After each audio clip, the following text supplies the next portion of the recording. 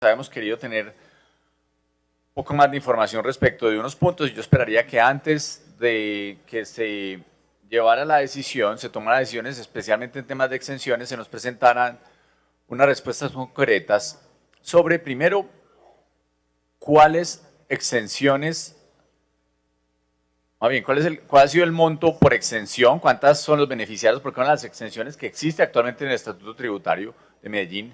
El secretario nos dio unos números que son globales, pero quisiéramos verlos cómo están decantados, es decir, cuál es la fuente de cada una de las exenciones, cuántos son los inmuebles, en caso, pues, por ejemplo, de prediales, de cuántas se están beneficiando, eso, los que ha sucedido, y dos, lo que se proyecta de las nuevas exenciones. Sería importante tener como al menos un estimado, evidentemente, porque eso pues no será un tema exacto, pero al menos un estimado de cuánto sería cada una de las exenciones, cuál es la base, la fuente de cada una. Y ese es un punto que creo yo sería de muchísima utilidad para que podamos debatir con más precisión sobre algunos detalles, particularmente en materia de exenciones. Ese es un primer punto que creo que vale la pena repetir, que lo solicitamos en el anterior debate, en el debate de la comisión segunda, y que sería de gran, y reitero, relevancia tener hoy esos datos actualizados. Lo segundo es respecto de las estampillas, que es algo que hemos venido diciendo. La última sesión nos dieron ya el monto de cuánto ascienden las estampillas. ¿Qué pasa con las estampillas? Básicamente, se terminan convirtiendo en recursos de destinación específica. ¿Por qué? Porque es pasar de un bolsillo para otro, para decirlo en la práctica. Entonces, si bien hay unas estampillas que uno podría considerar que son justas, pues cada una de las inversiones sociales tiene esa misma justicia, entonces uno terminaría a través de las estampillas definiendo el presupuesto de Medellín si quisiera en el futuro. Es decir, un alcalde no tendría posibilidad de amarrarlo porque le podría decir, va a hacer el 2% de estampillas para tal efecto, para los, no sé, voy a poner un ejemplo, para los animales y tal, para las diversidades sexuales y tal, para, no sé, la alimentación de los adultos mayores. Entonces podría terminar determinándose el presupuesto de Medellín vía estampillas y yo lo he dicho, eso pues es un cuentazo que le meten a uno, que la estampilla con X uso termine siendo pues la salvación, más es la voluntad política, llamemos el liderazgo de los gobiernos, el liderazgo de los propios secretarios, los que determinan un presupuesto, el liderazgo del propio Consejo en las reformas, pero las estampillas terminan convirtiendo esos recursos que, insisto, van a un global que termina pasándose del contrato de una, voy a poner un ejemplo, de alimentación, termina dándosele otra destinación a través de la estampilla. Entonces se le invierte menos voy a poner un ejemplo, a la nutrición escolar, porque se le retiran recursos de un montón de estampillas que tienen. Y eso es algo que debería reconsiderarse realmente. Porque, insisto, es muy bueno el discurso de, es que con la estampilla vamos a beneficiar a, pero no se muestra a todos los que se le están quitando para que haya esa estampilla con ese efecto. Porque finalmente el presupuesto es limitado y las prioridades de la ciudad son las que se deberían estar definiendo en cada uno de los periodos a través del presupuesto y no finalmente haciéndole una vuelta a ese presupuesto a través de las estampillas. Entonces yo me he opuesto, por ejemplo, a la estampilla pro innovación, y no porque es que no me guste la innovación, al contrario, pienso que son demasiado insuficientes los recursos que le pusieron al fondo para innovación que se definió ayer. Son bastante insuficientes porque si uno se da pues la laraca de distrito, no puede terminar llevando pues los recursos de innovación a lo que había antes, básicamente, ahí con un poquito de aumento frente a lo que había. Si Medellín quiere ser una ciudad realmente innovadora y a través del sector público, liderar un proceso de innovación de la ciudad y el llamado a liderar ese proceso es la alcaldía de Medellín, Ruta N como una entidad descentralizada, todas ellas son las que querían liderar ese proceso, pues hombre, yo creo que los recursos son supremamente importantes y pues uno ve un aumento ahí de recursos, pero le meten entonces esos recursos de la estampilla por innovación, que además de muy pequeños, realmente no son los que requiere Medellín en materia de innovación.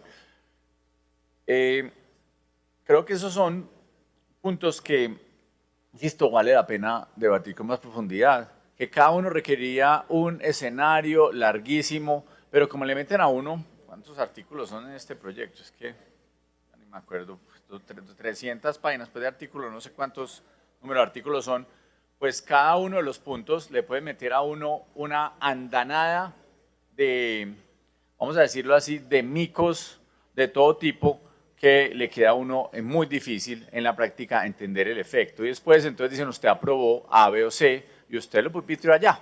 ¿Por qué? Porque es que son cientos y cientos de artículos donde cualquier modificación debería tener algún tipo de, llamémoslo, respuesta, conclusión o algo de visibilidad para no quedarnos en, usted terminó aprobando con el pupitre porque es muy fácil pasar todo, sí, sí, sí. Valdría la pena, además pues de la comprensión de lo que significa la estampilla, que básicamente es pasar recursos que son de libre destinación a través de la inversión a una destinación específica a través de la propia estampilla para llevarla a ciertos sectores, definitivamente entendemos que esta complejidad del estatuto hace que podamos tomar decisiones muy complejas, con efectos muy grandes que no podemos dimensionar en todo el detalle. ¿Qué es el punto que yo quisiera adicionar a todo esto? Valdría la pena, y no sé si asistió al doctor Alejandro Laya, que es el director de la ANDI regional. La ANDI hizo unas anotaciones muy concretas sobre los efectos, sobre algunos efectos de algunas modificaciones que están haciendo en el estatuto tributario. Nosotros en Medellín, que queremos tener un empresariado pujante a todo nivel, es decir, la gran mayoría de empleos de Medellín son empleos que son generados por pequeñas y medianas empresas, donde hay una alta informalidad. En Medellín estamos alrededor del 45% de los mayores, de las personas mayores son informales. Todas esas cuestiones hacen que cada vez que se vayan aumentando cualquier tipo de impuestos a las empresas, ellas básicamente lo primero que suelen hacer es, hombre, pues paremos un poquito no necesariamente saquemos personas, pero si había un crecimiento, párelo, deténgalo, llévenlo para otro municipio, hagamos una fábrica en otra parte. Medellín ha perdido mucho su capacidad industrial. 2 minutos, le agradezco, señor presidente. Medellín ha ido perdiendo mucho su capacidad industrial, hace mucho tiempo hemos migrado hacia los servicios, hacia la industria creativa, pero muchos de estos servicios se están empezando, ahí lo vemos, las profesiones liberales, a grabar a través del ICA, por ejemplo. Entonces yo sí consideraría que se mirara con mucho detenimiento cada uno de los aumentos directos o indirectos a través de las retenciones, por ejemplo, que está haciendo al impuesto al ICA, al impuesto de industria y comercio particularmente. ¿Por qué? Porque Medellín tiene que trabajar por la formalización, tiene que trabajar para profundizar muchas de las nuevas industrias emergentes y aquí las estamos empezando a golpear increíblemente, desde ya la estamos golpeando. Y eso es una de las anotaciones que hace muy claramente la ANDI. Vale la pena entonces mirar esos detalles antes de tomar decisiones y las repito así, tal cual, una a una. Primero, que nos digan los montos, cuánto nos van a costar, detalladamente las exenciones. Y vuelvo al punto, no voy a votar el proyecto y no, porque me parece irrespetuoso que aquí no le den respuestas a uno. No las voto si no me dan esa respuesta. Porque esto no me puede volver, pues, paisaje aquí a hacer preguntas y que la incapacidad técnica de la Secretaría de Hacienda no nos permita tener conocimiento y respuestas concretas sobre preguntas que hagamos.